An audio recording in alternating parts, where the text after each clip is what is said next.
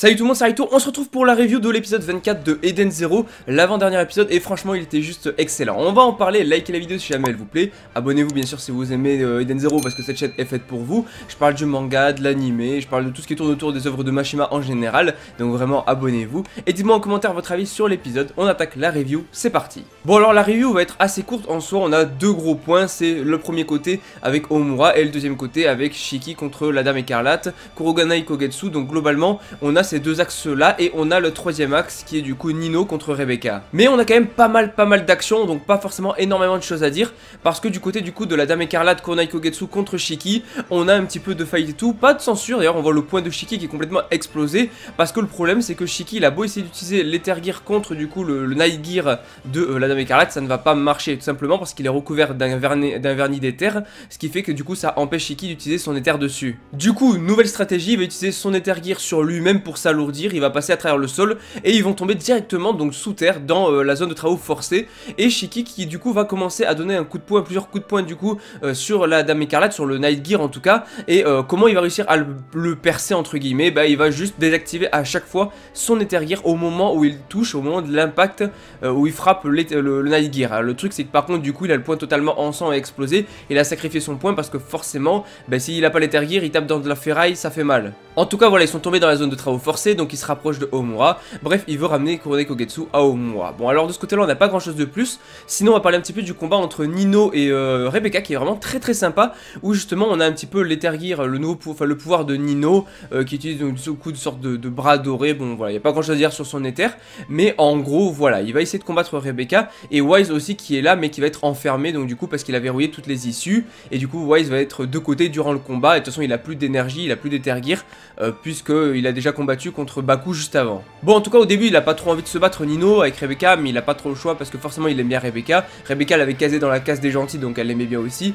mais il a pas le choix, il obéit à la Dame Écarlate et tout. Bref, on a vraiment un combat qui est assez sympa et tout, mais là où c'est vraiment super intéressant c'est que Rebecca va enfin révéler son Ether Gear, et qu'est-ce qui va se passer? Elle va remonter le temps. Et oui, Rebecca qui va se prendre l'attaque de Nino, qui va se prendre le point de Nino et qui normalement aurait dû être KO, sauf que elle va remonter le temps grâce à son Ether Gear qui est dans sa jambe.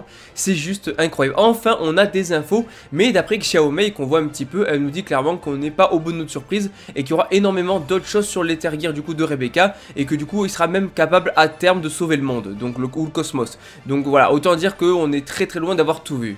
Mais en plus de pouvoir a priori remonter le temps, elle peut même avoir une vitesse de fou parce qu'elle va courir super vite et tout. Et enfin elle va donc du coup donner un coup de pied, voilà, elle va donner un petit coup de pied. Elle va d'ailleurs nommer Leaper son Ether Gear, et elle va donc donner un coup de pied à Nino et le mettre KO.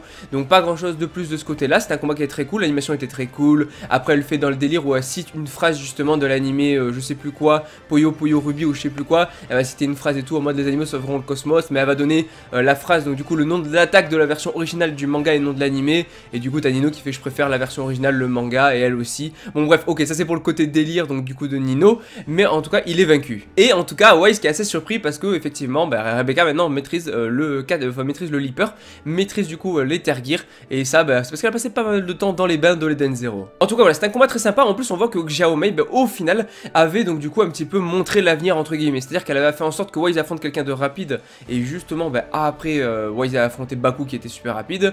Pareil donc du coup pour Shiki qui affronte le Night Gear qui est un robot métallique qui avait affronté un robot à l'époque, et en plus donc du coup bah, Rebecca qui affronte quelqu'un qui utilise ses points exactement comme Nino. Donc rappelez-vous au Colisée lorsqu'il s'était affronté dans le Battle Colosseum lors de l'arc avec Xiaomei. Et pour Omura ça lui a permis de voir une dernière fois Valkyrie, c'est pour ça que du coup elle a combattu Valkyrie. Donc Xiaomei il savait tout, elle avait déjà vu l'avenir et c'est pour ça qu'elle aura permis ça. En tout cas maintenant on va passer sur la dernière scène de l'épisode qui était juste incroyable. On a donc du coup Omura toujours du côté de Valkyrie avec Gareth qui va arriver, Gareth qui est un gros psychopathe qui est complètement taré et qui en plus va découper la tête de Valkyrie. Là ça va énerver comme jamais Omura qui va nous sortir un Odin Strike qui était Odin Strike, c'était la technique qu'avait utilisé Valkyrie pour éliminer les Stones, et elle va littéralement utiliser toutes ses épées. Au final ça ne va pas marcher, ou du moins c'est ce que croit Gareth, parce qu'il va aller l'attacher. Une fois qu'il attache ses mains il peut plus utiliser l'Ether Gear. Sauf que le truc c'est que les épées visaient pas du coup Gareth, mais ça visait le sabre de Valkyrie à le faire voler et tout. Et là quand Gareth va s'en rendre compte, il va lever les yeux au ciel, il va pas voir le temps, tu vois l'épée qui littéralement le traverse, le transperce,